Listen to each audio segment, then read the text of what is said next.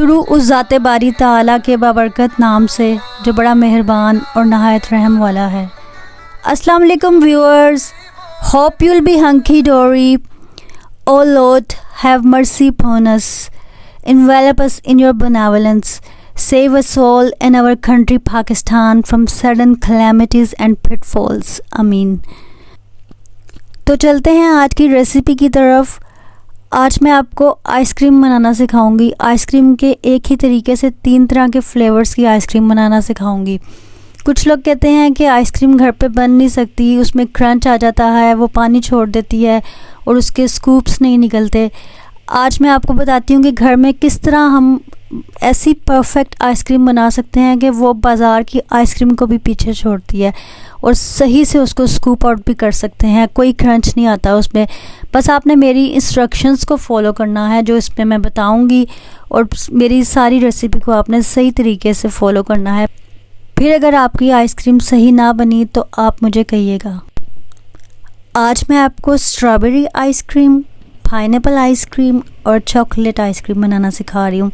इसके लिए जो स्टेप्स आपने पहले करने हैं, अगर आपने स्ट्रॉबेरी आइसक्रीम बनानी है तो आप 1 कप स्ट्रॉबेरीज़ लेंगे, इनको चॉप कर लेंगे, किसी भी चॉपर में चॉप कर लीजिएगा।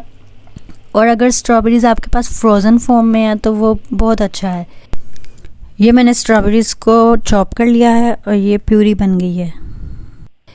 और अगर आपने पाइनएप्पल आइसक्रीम बनानी है तो आप 1 कप पाइनएप्पल को इसी तरह से चॉप कर लीजिएगा। अगर आपने चॉकलेट आइसक्रीम बनानी है तो इसके लिए आप 1/2 कप चॉकलेट सिरप लीजिएगा, या फिर कोको पाउडर अगर आपके पास है तो कोको पाउडर के 2 to 3 टेबल स्पून्स आपने ठंडे दूध में मिक्स कर लेने हैं।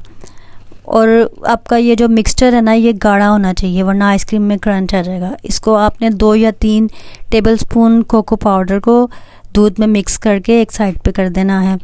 उसके बाद आपने मिल्क पैक की क्रीम लेनी है 2 पैकेट्स, यानी कि अगर आप एक फ्लेवर बना रहे हैं आइसक्रीम का तो इसके लिए आपको 2 पैकेट मिल्क पैक की क्रीम चाहिए। मैंने ये ऑलपर्स की क्रीम ली है और अब मैं इसको बीट करने लगी हूँ। इसको आप बीट करके साइड पे रख देंगे। और ये क्रीम को जब आप बीट करेंगे तो ये बीट होने के बाद लाइट और फ्लफ़ी हो जानी चाहिए, और इसका जो वॉल्यूम है ना वो डबल हो जाना चाहिए, यानी कि ये क्वांटिटी में डबल हो जाएगी। और इसको चेक करेंगे तो ये ऐसे लाइट सी और फ्लफ़ी सी लगेगी, तो फिर आपको पता लग जाएगा कि ये अच्छे से बीट हो गई है। इसको बीट करके भी हम साइड पर रख देंगे। चलें जी, अब ये क्रीम हमारी बीट हो चुकी है। ये देखें आप, वॉल्यूम में डबल हो गई है और लाइट सी फ्लफ़ी सी लग रही है इस वक्त। पहले वाली कंडीशन से आप कंपेयर कर सकते हैं। इसको हम किसी बॉल में निकाल के साइड पे कर लेंगे और अब हम इसमें डालेंगे इवेपोरेटेड मिल्क। आई नो कि इवेपोरेटेड मिल्क आसानी से नहीं मिलता, छोटे स्टोरों से नहीं मिलता। इसके लिए you have to resort to big store, but don't be crossed. आप क्रॉस ना होए बिल्कुल भी, इसलिए कि इवेपोरेटेड मिल्क हम घर में भी बड़ी आसानी से बना सकते हैं। इसके लिए यू जस्ट नीड 1 इंग्रेडिएंट। आपको सिर्फ एक इंग्रेडिएंट की ज़रूरत है और वो है मिल्क। इसके लिए आपने मिल्क लेना है। सपोज़ आप लेते हैं 3.5 कप। 3.5 कप ऑफ मिल्क आपने लिया, उसको आपने बॉईल होने के लिए रख दिया। व्हेन इट स्टार्ट सिमर, जब ये सिमर होने लगे, जब ये बबल्स आने लगे इसमें, तो आप फ्लेम लो कर दें और इसको लो फ्लेम पे एटलीस्ट 25 मिनट्स तक पकाएं। और आपने इसको पीरियोडिकली स्टर करते रहना है, यानी कि आपने इसको वक्फे से हिलाते रहना है ताकि ये स्कॉच ना हो जाए, नीचे से इसका जो बॉटम है वो स्कॉच ना हो जाए। और 25 मिनट्स के बाद आप देखेंगे कि ये बहुत ज़्यादा इवेपोरेट हो गया और उसका कलर भी चेंज हो गया है। यानी कि अगर आपने 3.5 कप रखा है तो ये 1.5 से 1.25 कप रह जाएगा, यानी कि हाफ से भी कम क्वांटिटी में रह जाएगा और कंसनट्रेटेड फॉर्म में आ जाएगा। Then your evaporated milk is ready to use. बस आप उसको रख लें और जब आपने यूज़ करना हो उसको चिल करें। हाँ, एक और इम्पोर्टेंट बात कि आपने इवेपोरेटेड मिल्क को जब भी आइसक्रीम के लिए यूज़ करना है, इट शुड बी चिल्ड, पूरी तरह से चिल्ड होना चाहिए, यानी कि थोड़ा सा नहीं। आपने इसको मैक्सिमम 8 घंटे तक, 6 से 8 घंटे आपने इसको फ्रीज़र में रखना है बिफ़ोर यूज़। और जब ये अच्छी तरह से ठंडा हो जाए फिर आप इसको बीट करेंगे। तभी आपकी बीटिंग भी अच्छी होगी। अदरवाइज़ ये बीट हो के वॉल्यूम इसका डबल नहीं होगा और ये मतलब अच्छे से बीट नहीं होगा, ये ऐसे हैवी सही रहेगा। तो अगर आप घर में बना रहे हैं तो घर में बनाने के बाद भी आपने इसी प्रोसेस को फॉलो करना है कि आपने इसको फ्रीज़र में ठंडा होने के लिए रख देना है, अच्छी तरह से ठंडा हो जाए। और जब आपको इसको बीट करने लगें तो बेशक इसमें छोटे छोटे लम्प्स भी बर्फ़ के आ रहे हैं तब भी ठीक है, बस आपने इसको चिल फॉर्म में ही बीट करना शुरू करना है। आइसक्रीम इवेपोरेटेड मिल्क के बगैर भी बन जाती है, वो भी आपको कभी बनाना सिखाऊंगी, मगर इवेपोरेटेड मिल्क की वजह से आइसक्रीम का एक बहुत ही सुपीरियर सा टेक्सचर आता है। और इसके ऊपर अक्सर जो लोग कहते हैं कि आइस के क्रिस्टल्स जम जाते हैं, वो नहीं जमते और बहुत ही खूबसूरत सा क्रीमी सा टेक्सचर आता है। अच्छा, ये जो रेसिपी कार्ड है इसमें लिखा हुआ है कि क्रीम आप लेंगे 2 कप्स या फिर whipped cream 3 cups. Whipped cream होती है जो आपको रेडीमेड मिल जाती है बाज़ार से, जो बीट हुई होती है। तो ज़ाहिर है जब क्रीम को बीट करते हैं तो ये वॉल्यूम में डबल हो जाती है, तो ये 2 से 3 कप बन जाती है। अगर आप विप्ड क्रीम ले रहे हैं तो फिर आपने 3 कप लेनी है। अगर आप आम क्रीम ले रहे हैं तो फिर आपने 2 कप लेनी है, क्योंकि वो बीट करने के बाद फिर 3 कप ही बन जाएगी ऑब्वियसली। अब हमारा इवेपोरेटेड मिल्क अच्छे से बीट हो गया है। अब इसके अंदर हम 1 टिन डालेंगे कंडेंस मिल्क का। इवेपोरेटेड मिल्क का भी 1 टिन ही आपने लेना है और कंडेंस मिल्क का भी 1 ही लेना है। मैं चूँकि 3 तरह की आइसक्रीम बना रही हूँ इसलिए मैंने 3 टिन इवेपोरेटेड मिल्क के लिए थे और 3 कंडेंस मिल्क के लिए हैं। इस वजह से मेरा ये बॉल फुल भर गया है। अब ये इसको आप फिर से थोड़ा सा बीट करें और जब ये बीट हो जाएगा तो ये इसके ये जो फॉर्म सा नज़र आ रहा है इसके ऊपर इवेपोरेटेड मिल्क का, ये सारा इसमें डिज़ोल्व हो जाएगा। ये देखें अब ये बीट हो चुका है और ये सारा फॉर्म इसका जो है ना वो गायब हो गया है। Now I am gonna apportion it into 3 parts. मैं इसको 3 हिस्सों में अपोर्शन कर दूंगी। उसके बाद इसका जो एक हिस्सा है वो मैं फिर से इसमें डालूंगी और ये मैंने डाल दिया है। अब इसमें स्ट्रॉबेरी प्यूरी डालूंगी। इसके बाद स्ट्रॉबेरी एसेंस इसमें जाएगा और a wee bit pink colour. Pink colour आपकी मर्ज़ी है, डालना है तो डाल दें, अगर नहीं डालेंगे तो ऐसे भी ठीक है। अब आप इसको बीट करें और बीट करने के बाद इसको एक कंटेनर में डाल दें। चलें जी, अब ये हो गया है बीट। इसी तरह से अब आपने दूसरा हिस्सा लेना है। एक हिस्से में आपने स्ट्रॉबेरी को मिक्स कर दिया, अब ये दूसरा हिस्सा लिया, इसमें आपने ये जो पाइनएप्पल चॉप करके रखा था ये इसमें डाल दिया है और साथ में पाइनएप्पल एसेंस इसमें थोड़ा सा जाएगा और थोड़ा सा इसमें येलो कलर भी आप ऐड कर दें। अगर नहीं करना चाहते तो ना करें, ऑप्शनल है।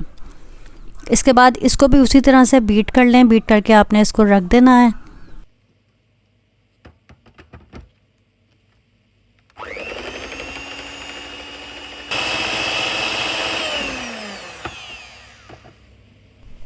अब ये थर्ड और लास्ट पार्ट है। इसमें आपने चॉकलेट आइसक्रीम बनाने के लिए कोको पाउडर, जो मैंने आपको बताया था कि चिल्ड मिल्क में अब्जॉर्ब हुआ हुआ, वो डालना है। ये मिल्क में अच्छी तरह से अब्जॉर्ब हुआ हो, इसमें लम्प्स ना बनी हो। और ये डाल के इसको भी इसी तरह से आपने बीट कर लेना है।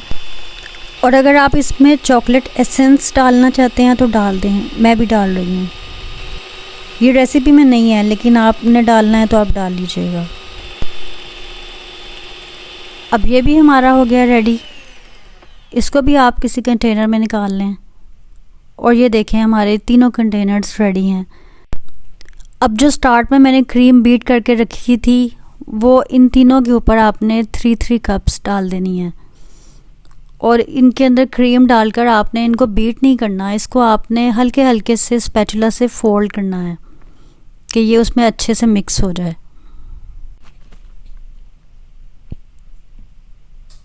और ये इस तरह से आपने इसको फोल्ड कर देना है और जब ये फोल्ड हो जाएगा तो इसके बाद इन कंटेनर्स के ऊपर आपने क्लिंग फिल्म लगा देना है। क्लिंग फिल्म ये जो प्लास्टिक की शीट होती है, ये जो सैंडविचेस को रैप करने के लिए यूज़ होती है, ये देखें मैंने इन तीनों के ऊपर क्लिंग फिल्म लगाया हुआ है। ये आपको अभी नज़र नहीं आ रहा, मैं दिखाती हूँ।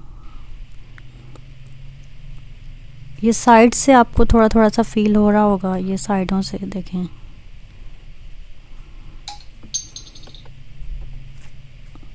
इसी तरह ये दूसरे के ऊपर भी लगा हुआ है, ऐसे ही मैंने लगा दिया है।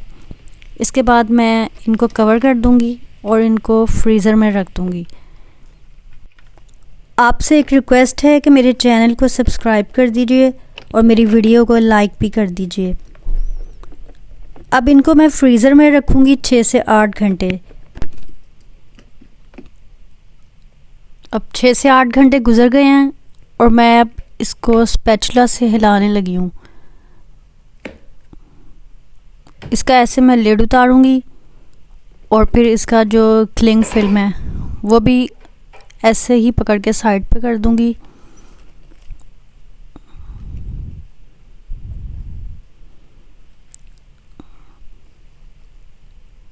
क्योंकि इसको दोबारा भी इस पे मैंने देना है। और फिर इसको स्पैचुला की मदद से इस तरह से आप हिलाएं कि इसके ये जो एजेस हैं इनके ऊपर से ये आइसक्रीम उतार के इसको सेंटर में ले आएं और इसको ना ऐसे मिक्स कर दें आप।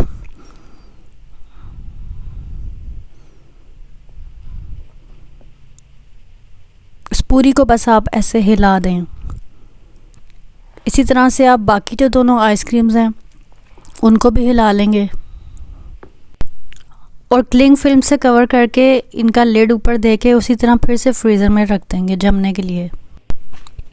आइसक्रीम रेडी हो गई है and now we gonna scoop it out.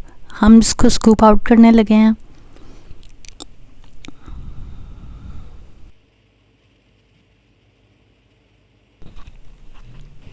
ये देखें कितने मज़े के स्कूप्स निकल रहे हैं,